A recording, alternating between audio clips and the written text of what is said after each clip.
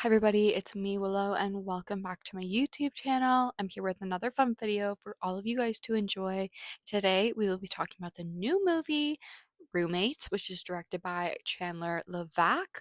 She had two movies come out on the same weekend. I have my review for Mile and Kicks up on my channel now. You can find it in the corner or on my channel. Go check it out. I really love that movie. I definitely think I liked it a little bit more than this one, but I would say this one is still super funny and relatable, which is similar to Mile and Kicks. This one's just a little bit different. I feel like this one was maybe already a Happy Madison production before Chandler was on compared to Mile End Kicks. Like, I believe she wrote Mile End Kicks, so that one's a little bit more her material, whereas this one was written by some SNL writers and their names are Jimmy Fowle, so he's an SNL writer, and he also wrote on the other two, which I actually pretty like. I like season one. I've never seen season two, but I thought that was a funny show. And then also Sierra O'Sullivan, who's also an SNL writer. And I feel like SNL can be very hit and miss these days. So, but there's a lot of SNL personnel on this and a lot of Happy Madison people in it as well. And I'm not necessarily Happy Madison's like demographic. I don't really love Happy Madison productions always, but I do go in them with an open mind. Like, I did like the bar mitzvah film, like You're Not Invited to My Bar Mitzvah, which had Sadie Sandler in it, and now Sadie Sandler's in this. Like, they're obviously really trying to work Sadie into becoming this new up and coming star in young Hollywood. She's definitely being really pushed and mentored by her father and the whole industry. Like, that's just like the Happy Madison type thing, like the whole Adam Sandler friends and family like reunions type thing just happen in the film. So I don't think she is bad. I actually do like her. I do think she could work a little bit better on some of her skills because I do think Chloe East does stand out the most in the film, in my opinion. I think she's the best. Really do love her, as well as a couple other smaller characters I thought were pretty funny. But I'm excited to see Sadie grow as an actress from like the bar mitzvah to roommates to whatever she does in the future. I feel like if she gets out of the Happy Madison universe, I feel like that would be very beneficial for her because I feel like the Happy Madison world is just kind of keeping her safe and comfortable. And I feel like there's a lot of growth that could be had with her. She's obviously leans a lot into the comedic side, like her father, but there is a bit of seriousness and dramatic in there, also similar to her father. So I would love to see her, like I said, grow, expand, maybe work with some other production companies. And I'd love to see her try to, like, she doesn't have to separate herself from her father, but I feel like Maud Apatow and Judge Apatow are like good examples of how she was very involved in a lot of Jed's stuff growing up. Obviously, leaned into that like kind of crude humor, and then she kind of got her big break with Euphoria. But now she's been in One of Them Days, and she's also in Poetic License that I hope is coming out. I don't know what happened to Roque Entertainment, but I hope it's still coming out because I would love to see that film because I heard amazing things about it outside of the Toronto International Film Festival in September that happened. So I feel like she's a good example of how she's grown and still can be pretty comedic, but she's definitely found her own tune. So I'd love to see what happens with Sadie in the future. But speaking of Chloe East, love her. I watched her on Generation and honestly did not recognize her voice inflections. I was like, that girl sounds familiar. I gotta look her up.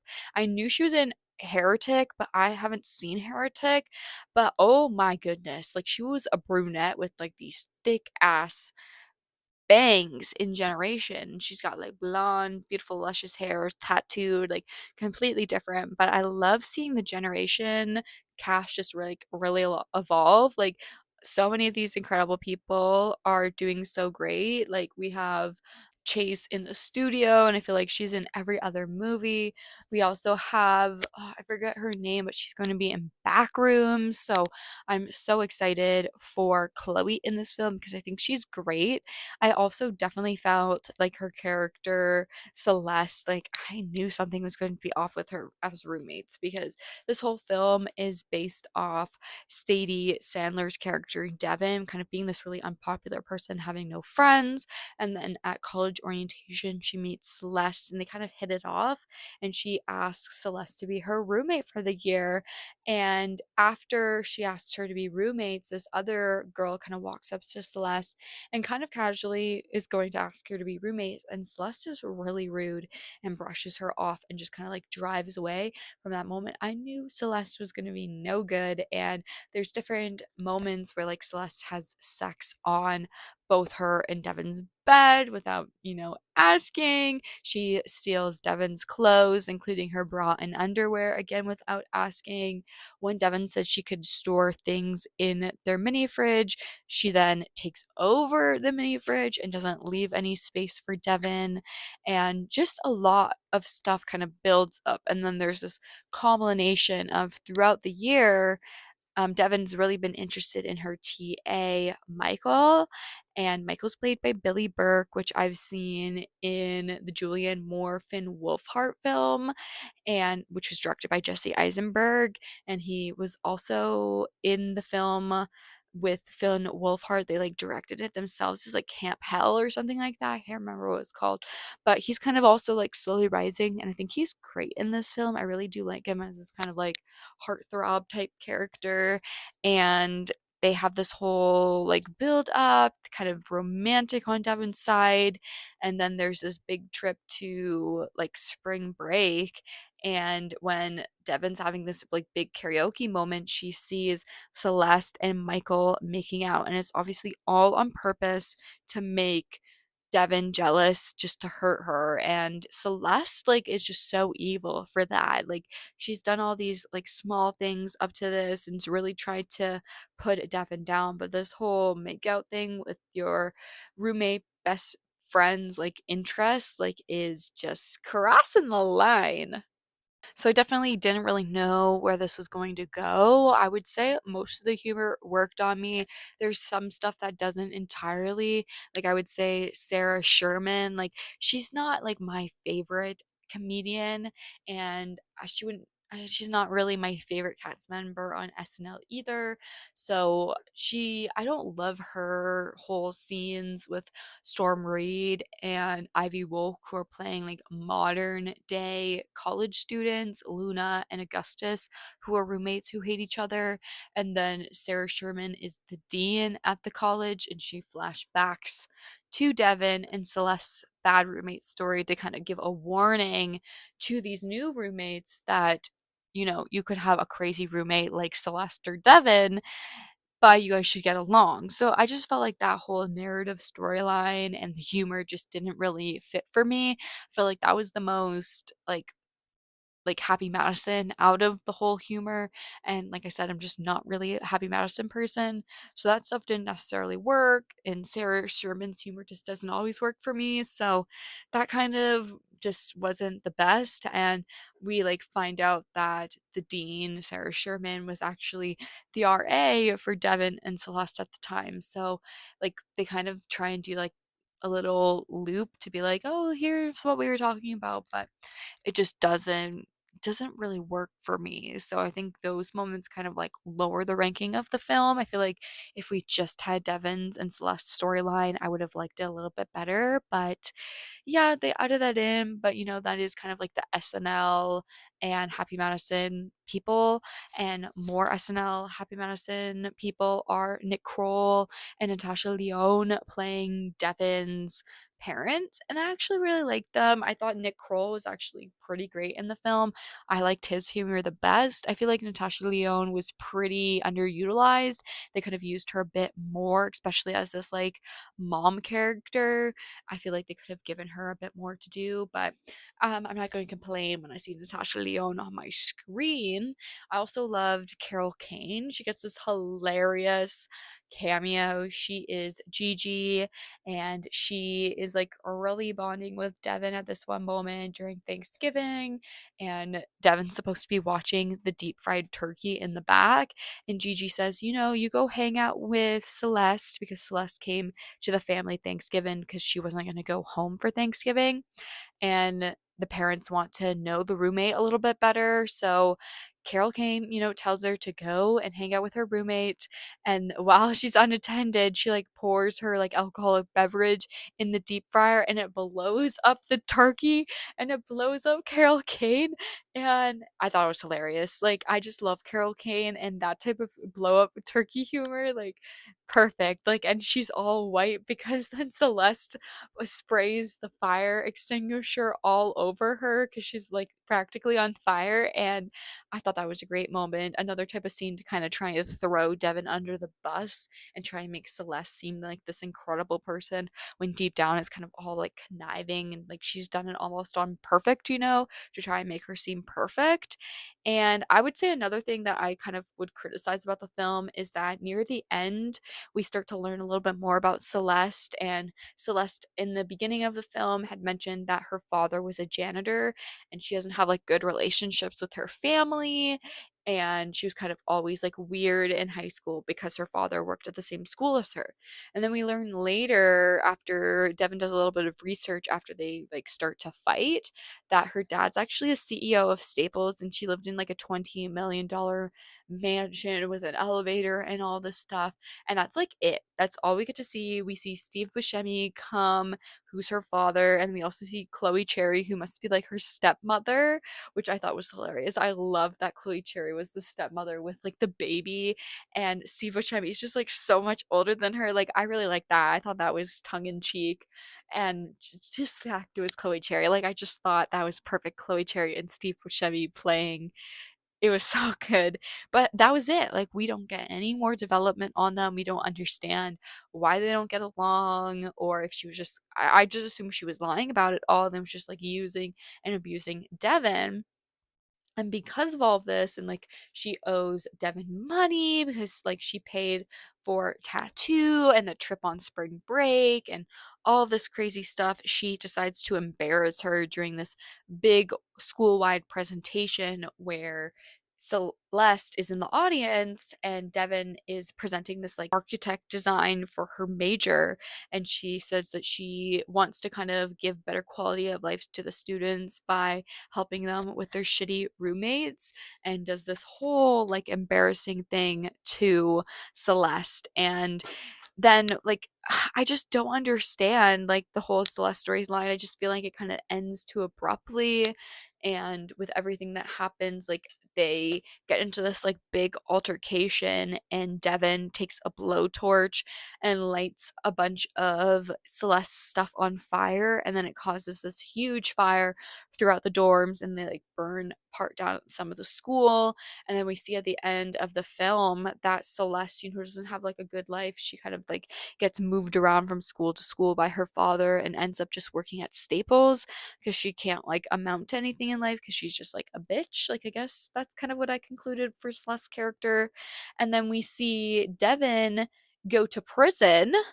It's only for 2 months, and they don't say what it's for. Like, I guess it's for arson, for burning the dorm down. And Megan the Stallion is her roommate in prison, and Luis. And together they bond really well. And by the end of the film, when they get out of prison, they start this whole architect firm and they get featured in Architectural Digest. So, yeah, I feel like the first half, the middle part of the film, very strong. I was very interested. And then the third half of the film, when we should have gotten a lot of answers and conclusions, I felt like the writers were like, I don't know how to end this film.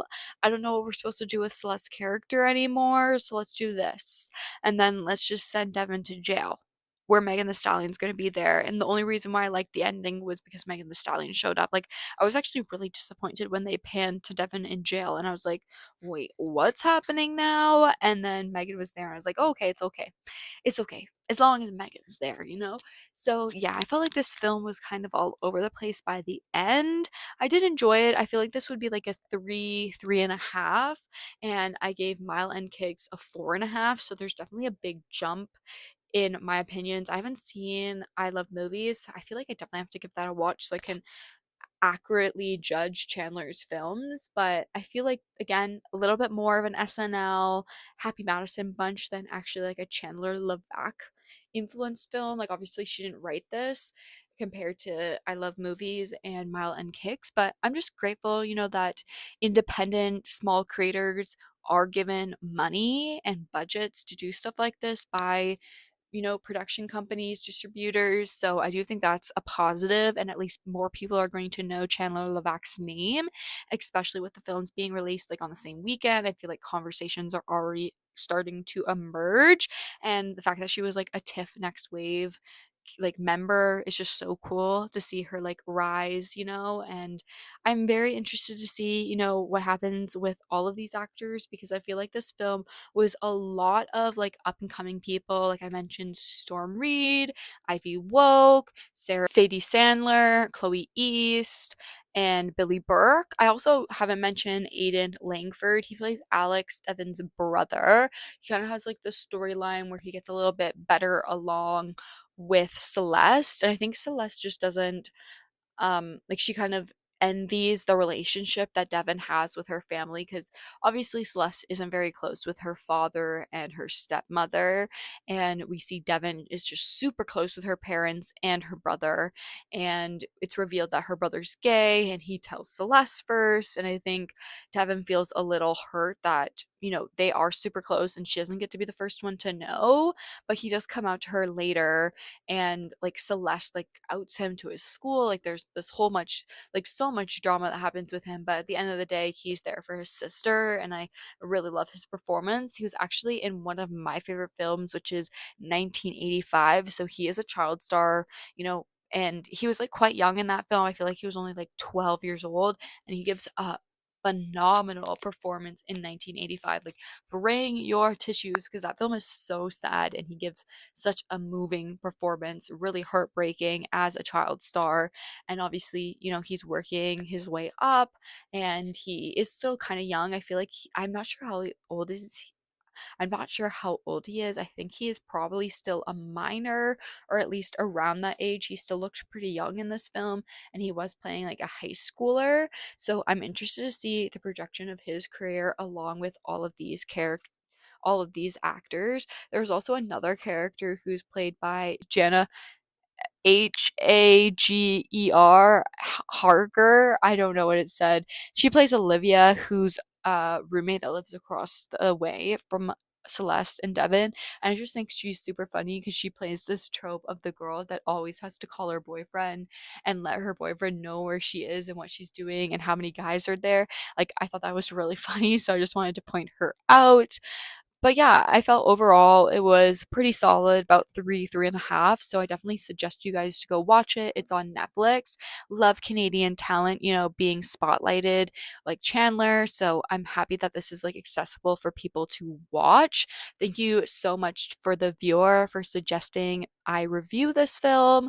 I hope you also enjoyed the film. If you guys have had the chance to see it, let me know in the comments down below. I'd love to have a conversation going. And while you're at it, make sure you hit the subscribe button and the post notification button so you don't miss out on any of my future film reviews or TV reviews, awards predictions, pop culture content. I'm currently covering season 3 of Euphoria and the first season of The Testaments. And I also cover films weekly, almost every other day. Like I post quite a lot recently. I'm trying to be a little bit more consistent. So make sure you're subscribed and also hit the like button. All of this engagement really does help my channel to grow, pushes me out in the algorithm. Some more like minded people join my cinema loving community. I'm also on all the major social media platforms. You can find me on Instagram, TikTok, Letterboxd, Serialized, the Awards Expert app. I'm there at Willow D. Steele on all the platforms, so give me some love. I'm so grateful for your guys' support, and thank you guys so much for stopping and clicking on this video and giving it a watch. And until my next video, remember you guys, keep getting lost in film. Bye.